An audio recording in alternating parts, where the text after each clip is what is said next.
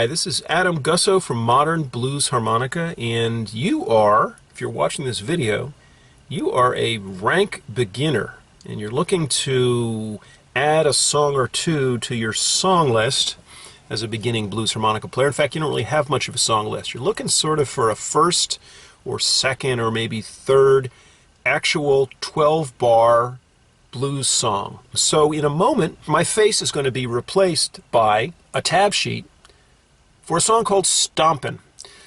So 12-bar blues, you're a beginner, so 12-bar blues is a sort of standard form that we use in the blues, and it has a lot of repetition. So right now I'm imagining that you're looking at the screen and you're seeing Stompin. And you're seeing that it says medium shuffle on the left. That's this kind of bouncy beat. That kind of bouncy beat. And if you look, you see 1, 2, 3, 4, and with a little circle around it across the top, and then 5, 6, 7, 8, and then 9, 10, 11, 12. You'll see all 12 bars. Now you don't have to really know much more than that for now, just to know that those little circled numbers is the bar number, the number of the bar. And then at the end of bar 12, it says out breath in parentheses in my ugly handwriting, my sort of blurry handwriting. And so that's a sign that you're going to actually go right back to the beginning with bar 1, that little circled 1. Now notice something else. You see some up and down arrows. You need the 2 arrow pointing downward is to draw. It means you're pulling in on the 2 hole.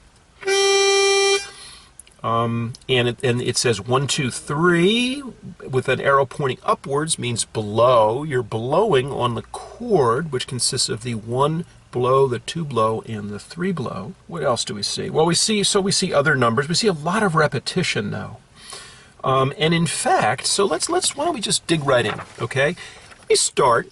I'm going to come back to the screen so you're going to see me, and I'm going to start by playing the entire song, just so you hear what it's supposed to sound like if you're playing it well. I'm going to do it at a medium tempo, maybe slightly slower than I might ordinarily do, at a tempo that I think eventually you'll be able to achieve. But maybe you're not going to start there. So it sounds like this.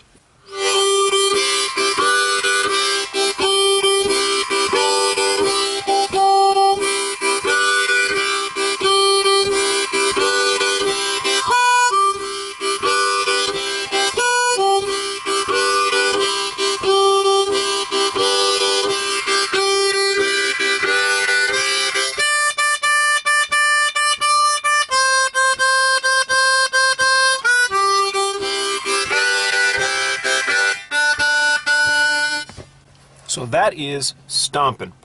It's not a particularly elegant song. It's a little tricky in some ways, but really what it is designed, it's not a first blues for you, but it's sort of a second or third song, and it's designed to get you to learn a key virtue of blues harmonica, which is precision.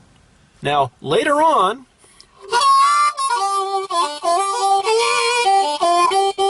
you can bend and you can blow loud and do all that stuff, but when you're starting off, it's really important to be able to just count. So we're going to cut back to the sheet now. Take a look at the sheet, and what you'll notice that off to the left it says beat, beat, and then an arrow pointing to the right at a row of numbers, 1, 2, 3, 4. So that is the downbeat. That's the count.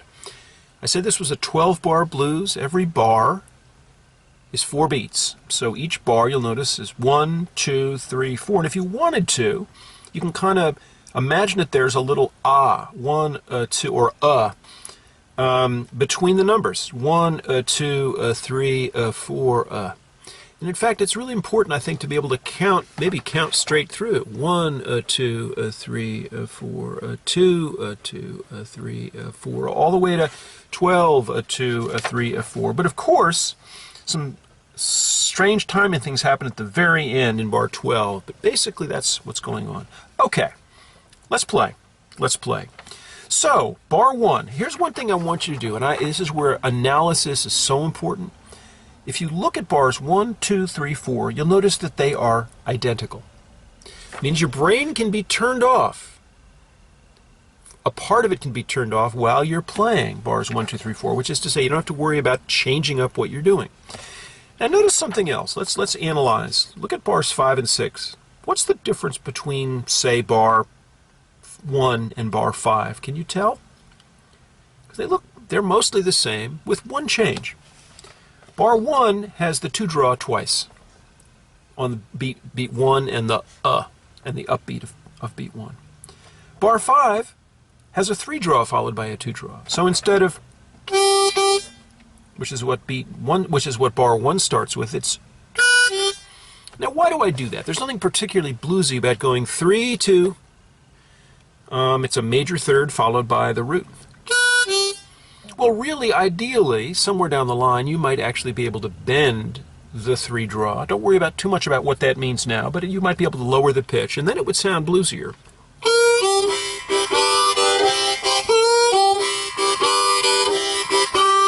Okay, so that's the idea. But for right now, we're placeholding with the help of that 3 draw. It's mostly to give you the sense that something changes in bars 5 and 6. That's why we put it there. All right, so bar 1, 2, 3, 4 are all the same things. Let's just do bar 1. Well, I'm going to take my tongue and go ta-ta or da-da. You might even go da-da, da-da, while you're breathing in with no harp, da-da, and then use the harp. Now, if you're a beginner, I can guarantee that 2 draw doesn't sound as good on your harp as it does on mine. Is that because your harp is much worse than mine? No. I have a standard marine band, key of C, but my embouchure is better than yours. So let's wipe the tab sheet off the screen and just watch for a sec. If yours sounds bad, it probably sounds like, right? Am I right? Is that sort of what it sounds like? Okay, well, I can make that sound, but I can easily make the proper sound, which is to say, there's nothing intrinsically difficult about getting that 2 draw to sound right. It's not as though it takes huge strength. What it takes is kind of getting out of your own way. So if your lips are too narrow, if you kind of narrow them down like you're sucking a pin, it's going to sound bad. So the first key is to know that you're going to bulge your lips and then narrow the inner part of your lips, inside, not outside. So not, but.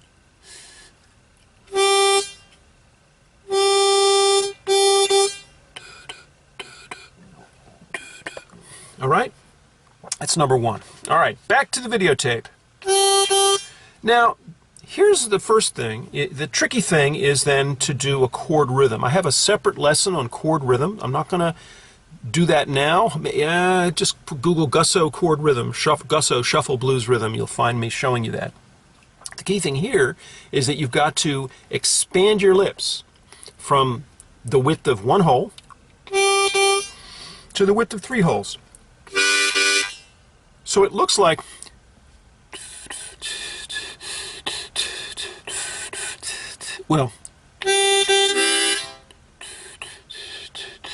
so it's not a big expansion, it's more a relaxation.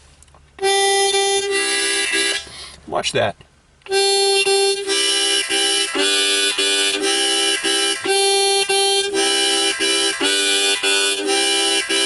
But now, something very important. What am I doing?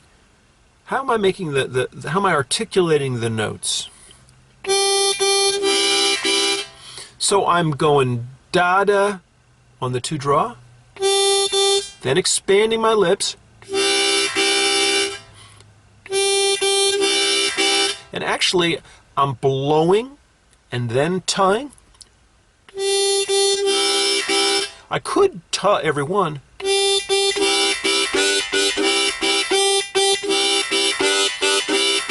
And that's what many beginning players do, is they sort of they're over precise in a sense, or they're using tongue articulation on every single note. Actually, eventually, that's not the smoothest way.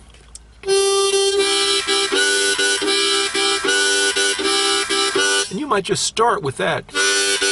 Take a breath, cut it in half.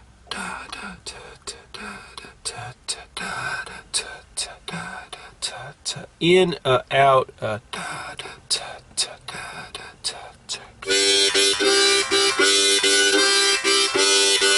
So you can play around with that. Anyway, what this should sound like if you're doing it slowly.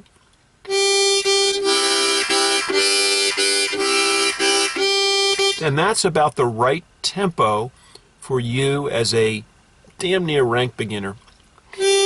Just remember, I'm the teacher, you are the student. But if you stick with me, I'm thinking about, oh, the guy who does We Are Farmers. What's his name? Who was in Whiplash? Who's the name of the actor? He's like the world's meanest music teacher. That's not me. I can be like that, but it's hard to get me to be like that. So, bar 1.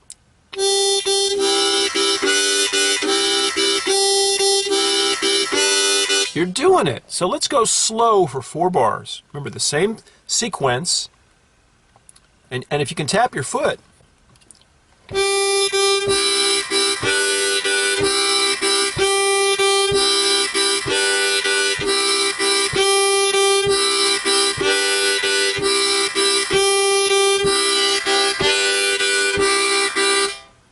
What I find with beginning players is that they tend to cut something off. They tend not to actually do all 8 things in each bar.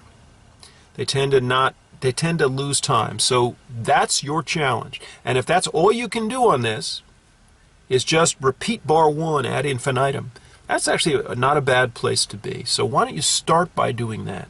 Why don't you start by just repeating bar 1 and getting so that it feels right to you.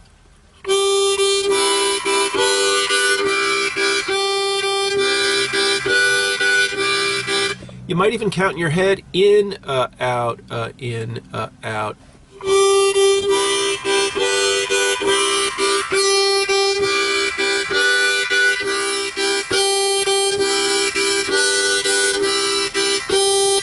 Are you making sure to hit that 2 draw articulated? Or are you trying to do it all with your diaphragm? Can you hear the difference? The second way is wrong.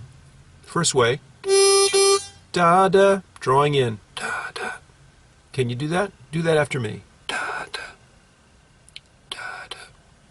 All right, let's move on to bars 5 and 6. And of course, part of your challenge, once you've mastered the technical challenge of actually playing this, then you have the challenge of, as you are playing it, sort of following with your eyes, but you can't be following each in and out. You have to just sort of see the thing and say, okay, I know what that's going to sound like. So the sooner that you can play this without looking at the tab sheet, the better. But the challenge is going to be what I'd call parallel processing. And this is part of your training as a blues harmonica player, is that you have to be able, on the one hand, to do the thing technically, kind of moment by moment. On the other hand, there's a little thing in the back of your head that's sort of saying, okay, we're getting to bar 4, now it's time, we're about to hit bar 5, time to do that slightly different thing with the 3-2, right? We all have those voices in our head, so that's what you're doing, is you're installing that voice. 2, bar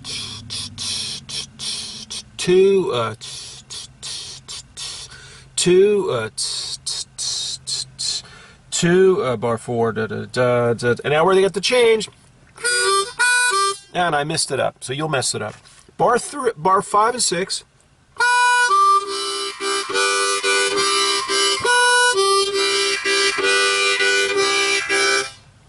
So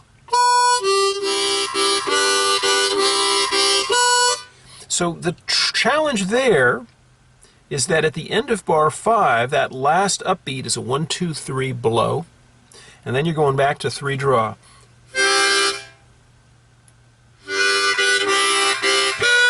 And you've got to move slightly to the side, to the right, with your lips, so that you can pick up the 3.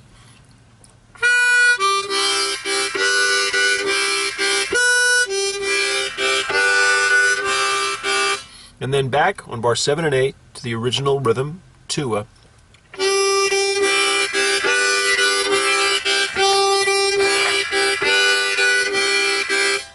And make sure you follow through. You know the whole thing with pitching when they say you're not following through, the follow through is key. So follow through the sort of upbeat on the last beat of bar 8. Make sure you do that 1, 2, 3 blow. Let me do bar 8. because then you've got to slide up. We call it glissandoing, but you've got to subtly move up so that you're right on the 4 draw. And then things get interesting. We get some significant. So bar 9, if you look at bar 9, we're looking at the tab sheet, is just da da da da da da da da, all on the 4 draw. You're pulling that 4. It's the arrow's pointing down. You're pulling the 4. I'm going to leave some space. I want you to do that, right? Go ahead. All right, do it again. All right. So in some ways it's very easy. And there, because there's no change of direction, it's actually easier in some ways. No change of direction, just all 4 draw. Da, da, da, da, da, da, da.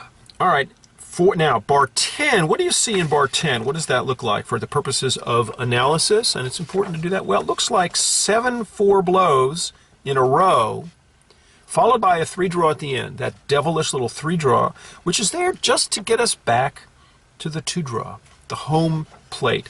You'll notice 2 draw on the first beat of bar 11. That's sort of home. 2 is the melodic home. The whole song is in the note that 2 draw is, which is a G.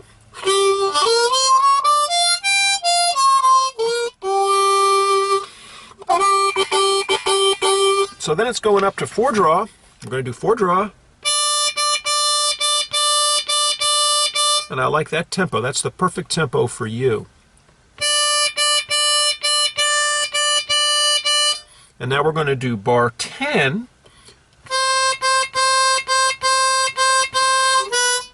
It's really hard to do bar 10 by itself because that final note on the final upbeat of the 4th beat of bar 10, that 3 draw, really wants to take us home to 2 draw. So I'm going to do bars 9 and 10, and I'm going to do the first beat of bar 11 with its accompanying upbeat. So it's going to sound like this. 1, 2, ready, go. And by the way, that's what you should be doing. I should have started at the beginning with this. Counting in, a little count in. 1, 2, ready, go. Or 1, 2, 3, 4.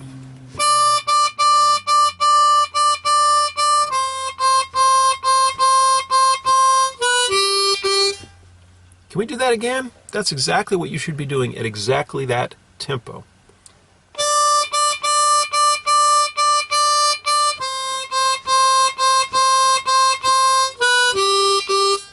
All right, there you go. Now, bar 11. What do you notice about bar 11? I want to see how good you are to analyzing. What does bar 11 look like? Well, by God, it looks like bars 1, 2, 3, 4, 7, and 8. It's identical to those bars, which means 1, 2, 3, 4, 7, 8, and 11. 1, 2, 3, 4, 5, 6. 7 of the 12 bars are exactly the same thing. Isn't that great? Which means if you can play bar 1, you got 7/12 of the song mastered. That's kind of cool. All right, so I'm going to do bars 9, 10, 11, bars 9, 10, and 11, and then we'll go for that turnaround on bar 12. Bars 9, 10, 11 with a count in. Maybe you can play with me. 1, 2, 3, 4.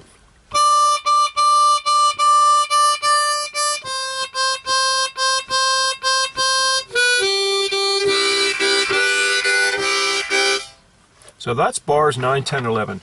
Bar 12. Here I'd like you to look at the stuff underneath, down below those little dot, dot, dot, dot things. Look at the beat.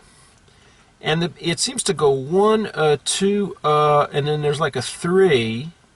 You know what you can do? You can almost put your thumb over that 3, and really it should the after the 2 should really be like with an H, which is a way of saying it's hit early. We're kind of hitting on the upbeat, and then it's extended. So don't be afraid of that little tie rod there that goes between 1 draw and a note to its right.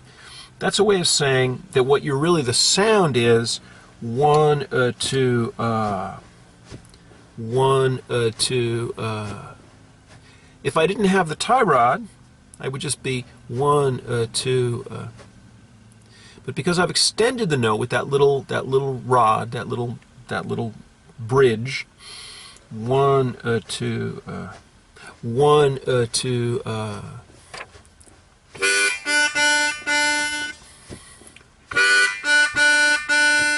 That's what I'm doing. And again, if I didn't have that little tie rod there, and I didn't have that arrow, I didn't have the note extended, it would sound like. But I want it to hang in a little bit longer. That's all I'm doing. Bum, bum, bum, bum. And that's a standard kind of turnaround. We call it a turnaround, actually. A standard turnaround. The turnaround in bar 12 gets us ready to jump right back to bar 1. So, okay, I am now going to play this entire thing through twice. Let's see if you can accompany me. And I'm going to do it at this tempo, this slow tempo. 1, 2, 3, 4.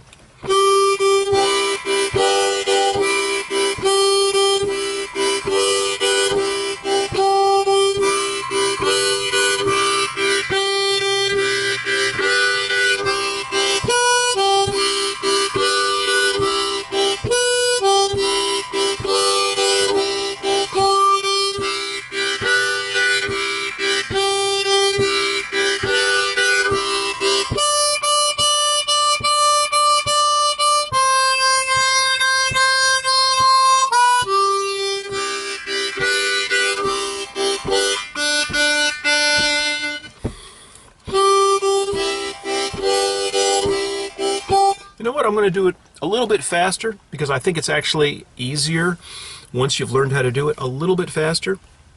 So let's see if I can do that. 1, 2, 3, 4.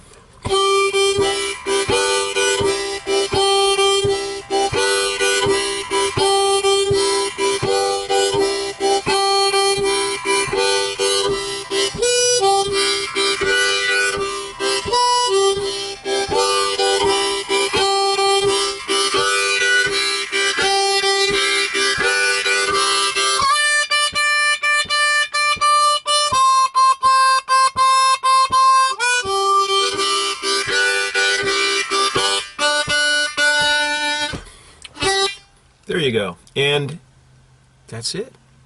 That's it. There we are. That's stomping.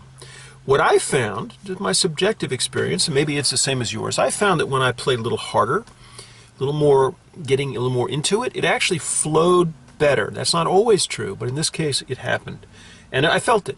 So don't be afraid to feel something when you're playing this, to project yourself into it. Stomping. Why is it called stomping? Well, you're kind of stomping along.